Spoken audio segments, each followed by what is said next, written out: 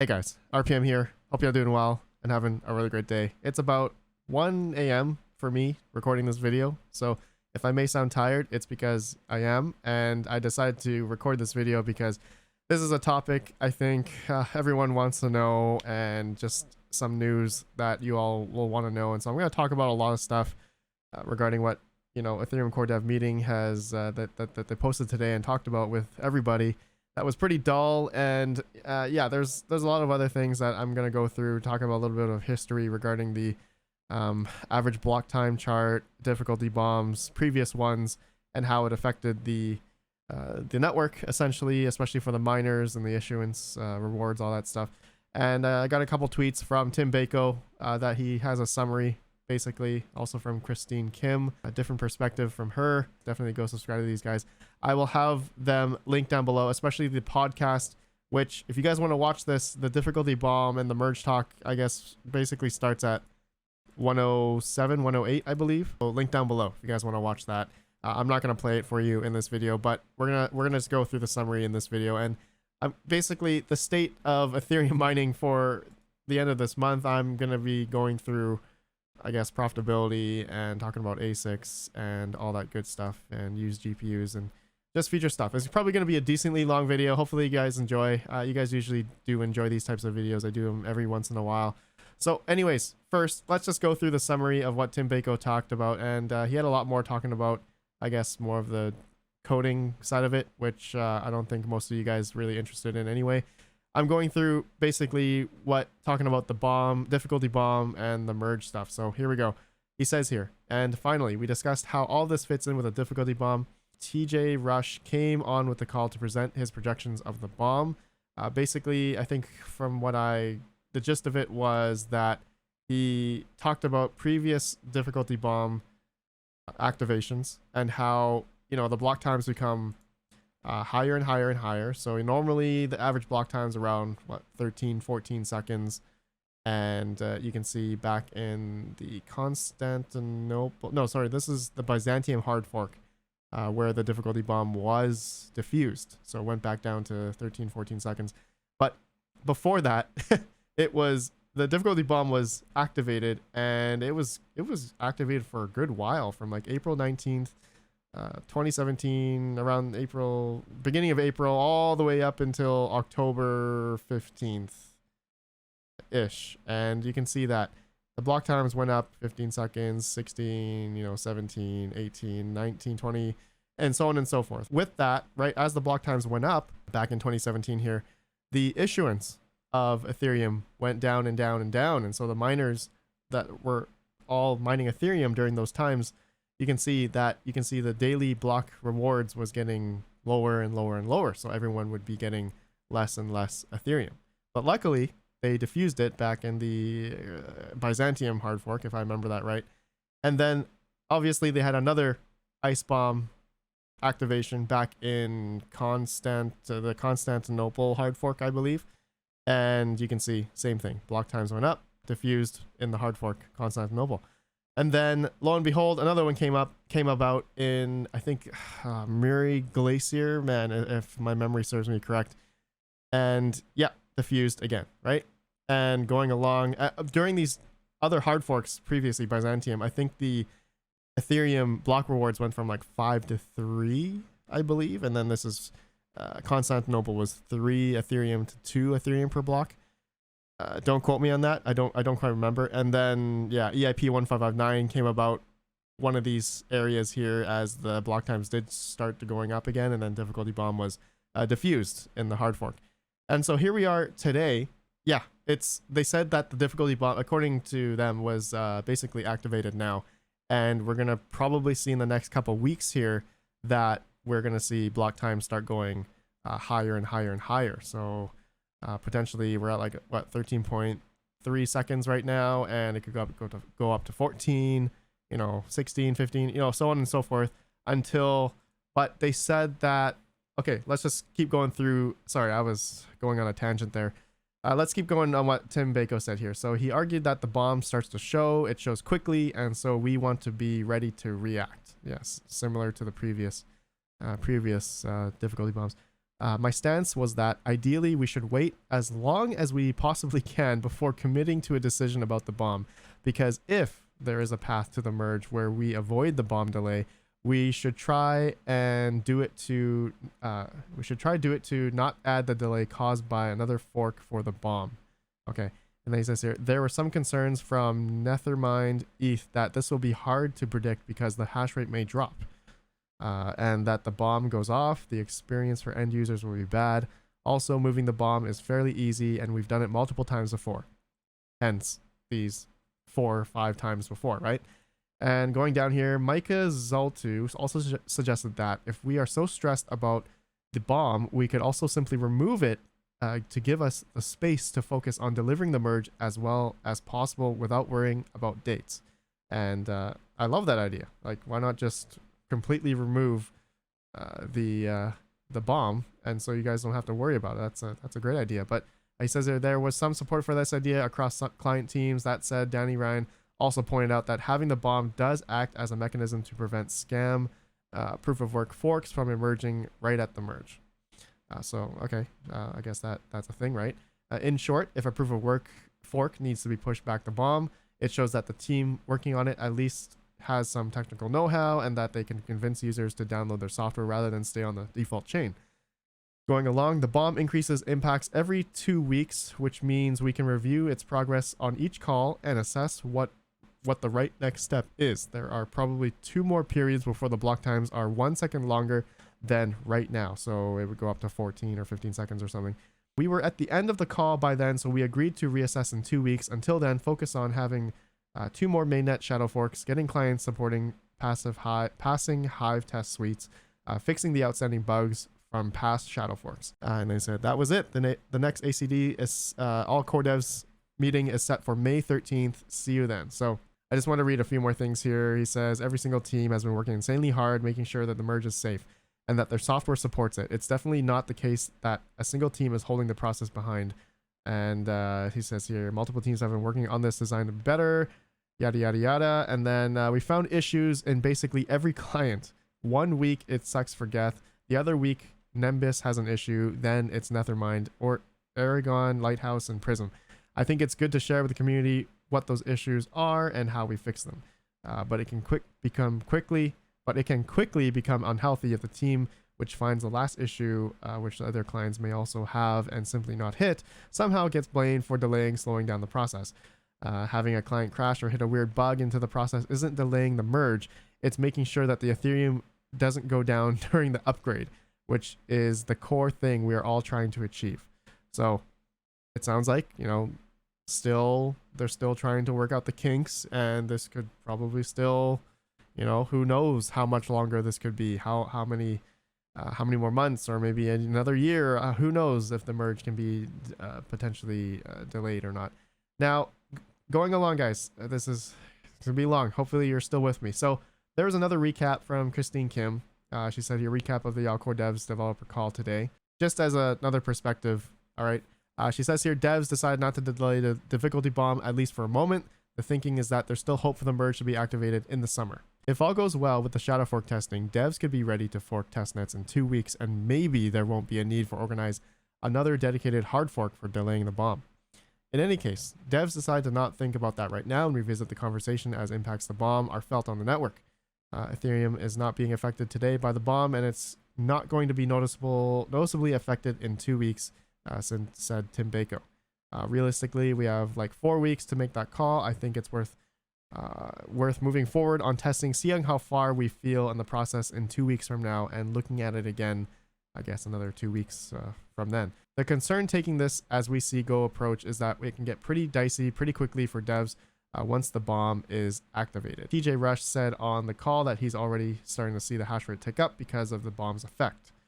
So right as the block times start going up, then what the profitability that you're probably going to see on what to mine and stuff is going to get worse and worse and worse and worse.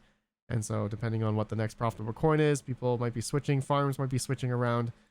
Who knows, right? It would be unfortunate to make a mistake there as far as getting into a situation where you have to force yourself to delay the bomb.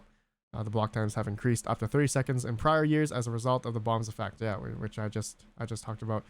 And okay, so yeah, basically it. There's a lot of other stuff here, but you guys get the idea. So right now it's kind of, there's no, decision or set date of when the merge is going to happen. What, are they going to delay the difficulty bomb? It sounds like they're just going to let it keep going, and the block times are going to get higher. And it sounds like it doesn't really matter, like, in a sense, as I don't know.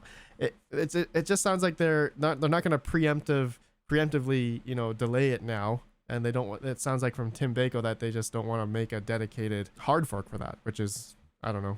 I mean, they should just. I think what Micah had Micah Zaltu suggested that we also stress out about the bomb. We could simply remove it to give us the space to focus on delivering the merge as well as possible, without worrying about dates. Which, okay, for me, like, I don't want the merge to happen, but like, in a sense, right? Yeah, if for the devs, why not just in a sense for them not to worry about it, just remove the difficulty bomb, and they can just focus on it in a sense. If I was a developer, just saying, but who knows? I don't know much about that, if that's a good thing or a bad thing. But we've seen what happened in the past, right? Like I mentioned with the miners, us mining back then, or previous hard forks, that the previous ice bomb activations, that the issuance of Ethereum was getting less and less and less.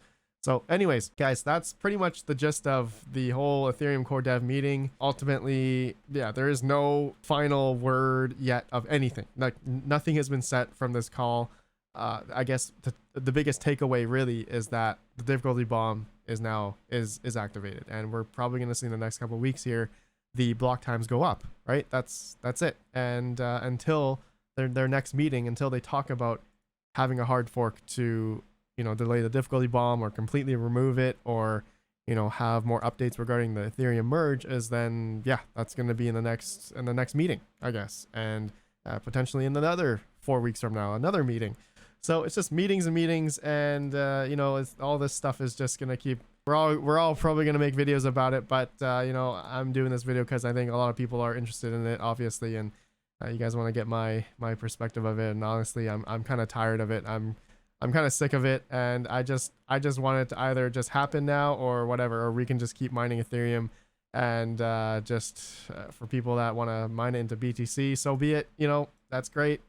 You guys, not financial advice. Everyone can do what they want with their Ethereum or whatever they're mining for the most profitable thing. Yeah, I don't know. I don't have a really strong opinion regarding what should happen or not. I mean, this is something I think it feels like we've been beating around the bush now for a couple of years now. And in the Ethereum core dev meeting, it does sound like that as well. There's no firm decisions, and I feel like with all this testing still going on, things are not finalized in a sense, and there could be issues, and if things are going to be delayed more, we have no idea. I feel like they're just playing around with everyone's emotions, and we're all feeding into the news and the hype. It feels like, including myself. Like, I'm here making this video right now, talking with you all regarding this, right? And it's creating essentially it's creating that kind of emotional attachment to this whole merge, as all of us, because we're all mining Ethereum and we all care about profitability.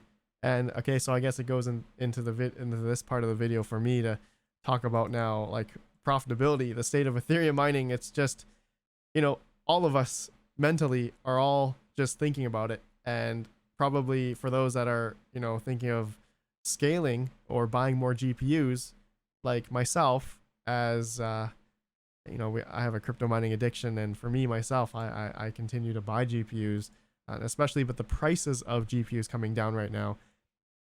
For me myself, I'm trying to find like Founders Edition 3070s. I think these are probably one of the most efficient cards right now that you can buy. Out of all of the 30 series cards, the 3070 is like the best, like, efficiency, and when you're comparing it to the other algorithms. But when it comes to the price of these cards, I mean, they're coming down now. They're coming down. These used to be like, what, $1,500 bucks, $1,000 a couple months ago. Now they're $765, $759. Of course, if you can buy these at Best Buy, they're going to be, what, $500 bucks, right? And so I really like these cards. These are the ones that I'm going for. But I don't know, not financial advice, okay? just because I'm still trying to find GPUs. Of course, I'm not trying to spend lots of money on GPUs. I'm trying to find the best deals. Okay, I've had a video talking about that, I think a couple months ago.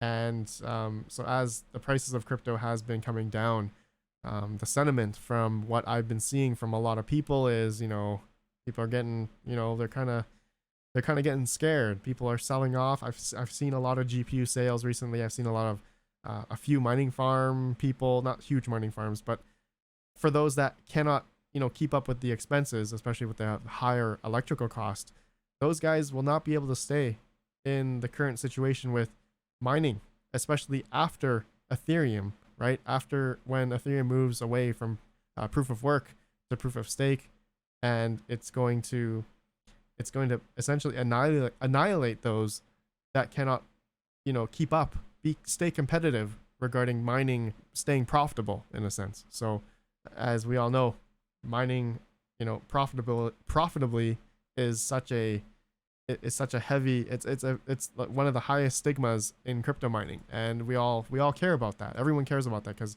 if you're losing money when you're crypto mining, then it doesn't make sense, right? People just say you can just buy the coin instead, which, yes, of course.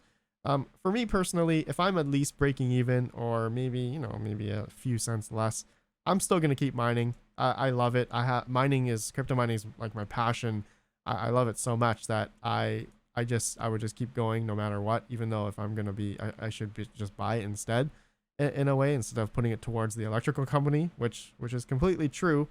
But of course, if I'm losing like $1 a day on a 3090 or something, of course I'm gonna turn off. That's just stupid, right? But just transitioning now to, as the merge is potentially coming upon us, potentially this year, who knows, in the summer, they've talked about September. If they delay it, could be September, October. It won't happen in December, as I did read a couple times on Twitter that for the developers, they don't want to have issues during Christmas time or holidays. So December is kind of out of the question for the merge to happen. So then it would potentially be then Q1 of 2023 or something, if that were the case. If it does come out. Again, the merge delay has happened so many times, right? We've talked about Ethereum 2.0, Ethereum moving to Ethereum 2.0 or whatever it's called now. I don't think it's called 2.0. It's called Beacon Chain merge or whatever. I don't care. It's it's been delayed so many times, right? And I guess for just mentally, for a lot of us just thinking about it, it's going to be a constant struggle for sure. It's going to be a constant struggle. It's going to be in the back of our minds. And like I said before, I just hate talking about this stuff. It's just been beaten around the bush too many times.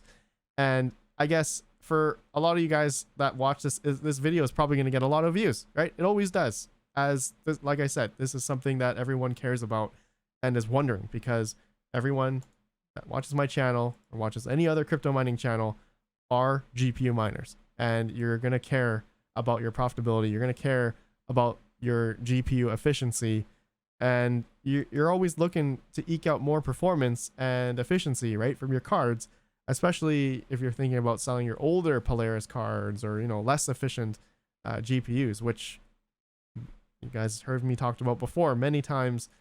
And that is a very, very valid strategy, because you want to stay competitive. You want to keep up as the network hash rates rise, maybe as the prices of the crypto comes down, especially for the proof of work coins for GPU miners or even ASIC miners.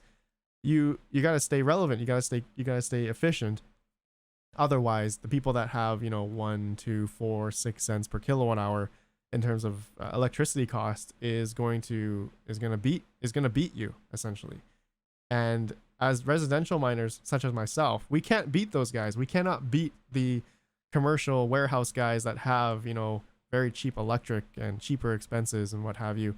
That's the reality. That's the reality. People that spend money, a lot of money on mining and warehouse and all that stuff, is going to essentially win out, right? In terms of mining, when it becomes essentially unprofitable. So when Ethereum mining goes away at the current prices of crypto, if everything were to stay the same, it would be a bloodbath. It would be a bloodbath of hash rates moving over to, Rio, Zero, Conflux, Equilibria, Ravencoin. I feel like we've talked about this many times before. It's been beaten around the bush. that the scenario of if all these coins don't go up in price and then the hash rates move over, then things are going to be unprofitable. The prices of these coins, in order to handle a lot of the Ethereum hash rate is currently, which is almost a petahash, there's a lot of GPUs out there. There's a lot of ASICs out there. It's got to make sense. The prices of those coins, other proof of work coins that are mineable by GPUs and ASICs, have to go up in order to be profitable for people to stay profitable, to keep mining, right? Like I said, it matters. It really matters what your expenses are. It really matters what your cost per kilowatt hour is.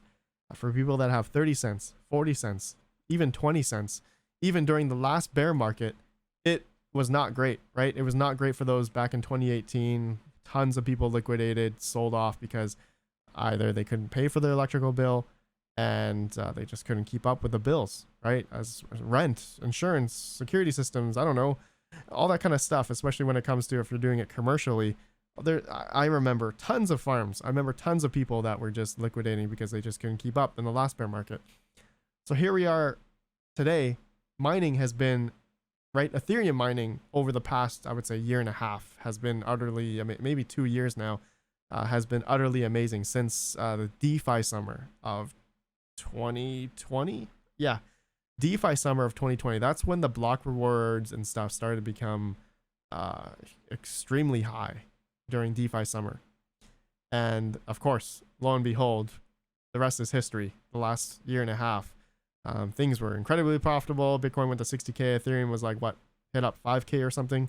And things were extremely profitable. But of course, the network hash rate for Ethereum kept on going up and up and up, right? If we go to, I'm on Etherscan here. And if we go to Ethereum network hash rate, man, it's late. Let's keep going here. Ethereum network hash rate chart. Okay, look at this. Like, since the DeFi summer of 2020, it's going to be over here, July. I think June or July. That's when things started to get really profitable, right? And the hash rate started to rise up. People started noticing.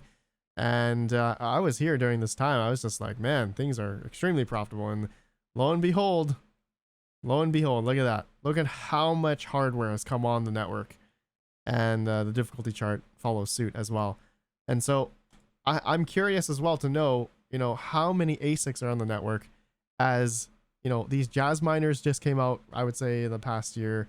Antminer L7s. Oh, no, sorry, just talking about Ethash ASICs. The Antminer E9 looks like it came about now. It's coming about. I've seen it in the wild now. And X4 1Us, you guys know I've done videos on this, and it's a powerhouse, 520 megahash, 240 watts. That's extremely efficient, right? But once Ethereum moves away from that, these ASICs will probably have a firmware update of some sort, BIOS update, whatever, and they're going to then be able to mine Ethereum Classic.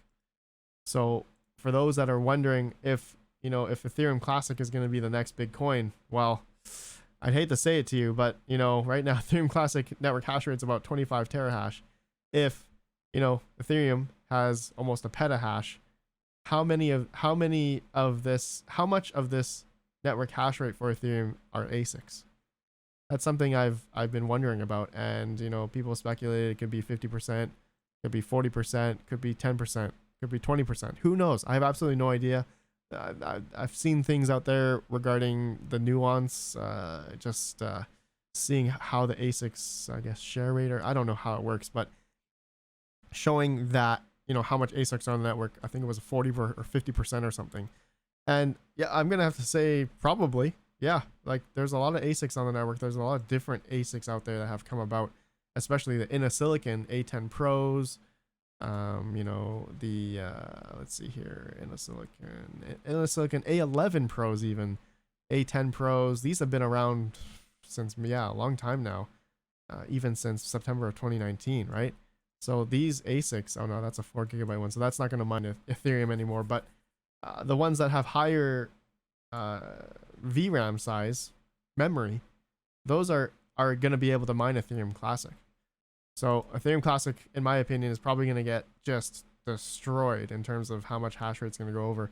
And if that means that there's going to be potentially some price discovery, if hash rate means, if network security means in terms of the hash rate is going to mean higher price, then who knows, right? That's not financial advice, but if that means that that's going to happen, and that's what a lot of people are speculating on, then that would be amazing, right? That scenario would be awesome. But I think, in my opinion, my gut feeling is that I think in the beginning it's not going to be like that. I hope it will, but it probably won't. And I think in terms of all these other coins to be profitable or not, there's going to have to be that major, like, there's going to have to be a major push on those coins. Like, if you look at like Ravencoin, for example, let's just go to coin market cap. I am not a specialist when it comes, I'm not a trader or anything, but you can see the times when Ravencoin has had massive jumps, right? But you know, these jumps in price, it doesn't last too long. And like the profitability, depending on the volume and the liquidity of all these coins, it's got to handle all that hash rate, all the people that are going to be profit switching, especially for Ravencoin. If Ravencoin becomes the next big coin for us, it has to make sense in price, and it has to stay at those levels to be profitable for us for a long time. And that the same idea goes with all these other coins that you're going to see on What to Mine after Ethereum, after the merge comes out. And it's going to be quite the show seeing how much hash rate is going to move over to all these other coins. And then when you go to What to Mine, it's going to be just like minus like $2, minus $5 a day or something on your 3070 rig. Like that would be, it'd be kind of funny, but also be really sad at the same time, because everyone that's mining right now, there's a lot, like, don't get me wrong, my YouTube channel has blown up in the past 2 years because mining has been so profitable, right? Make no mistake. The same idea goes with Bitcoin. As Bitcoin has gone up so much in the past, 2 years, past year and a half, there's been so many people that have come into the market, GPU mining, ASIC mining, just even retail investors, just people buying Bitcoin off the street. Like, there's just been so much interest amongst so many different people, companies, institutional investors, I don't know, DeFi, what have you. There's been all that kind of stuff has been just blowing up. NFTs, oh man, all that whole thing. It's just the whole market, the whole cryptocurrency has now been talked about throughout the whole world many times. A few different countries talking about legal tender now and all that stuff. Like, I'm not saying that, you know, because of all that, that means that cryptocurrency is going to be successful or not. Who knows? Really, we really don't know. Like, the prices of Bitcoin and everything has been pretty nice in the past year and a half, but whether or not that's going to continue, nobody knows. Nobody knows. And the same idea goes with when the Ethereum merge is going to happen. Nobody knows. It could be, it's literally like, it could be any of these coins that could just go up and stay profitable for us GPU miners that are going to hope for, we're all speculating that some coin is going to carry us in terms of profitability after the Ethereum merge. And so that's really the end all be all scenario for literally everyone that is GPU mining right now. That's it, really. We all have to hope and pray that to the mining gods that any of these proof of work coins are going to go up in price and carry us. That's really it. Again, talking about electrical costs, people that have 20-30 cents are not going to be able to keep going. They're going to have to turn off, and it's going to be sad, as that has happened in previous times. Anyways, guys, I think that's it. This video was way too long. I rambled a lot of the same thing, basically. It's late. I recorded this video in the AM. Hopefully you guys enjoyed. Let me know your thoughts. Link down below to all the stuff here on Twitter and the Ethereum Core Dev meeting if you guys want to watch and listen. But we pretty much got the gist of it, what's going to happen in the next 4 weeks. Yeah, I can update you guys if you want. I probably will. There's probably going to be another beat around the bush type of explanation from the dev meeting, probably. Yeah, anyways, I thank you guys for watching. Have a good one, and peace out.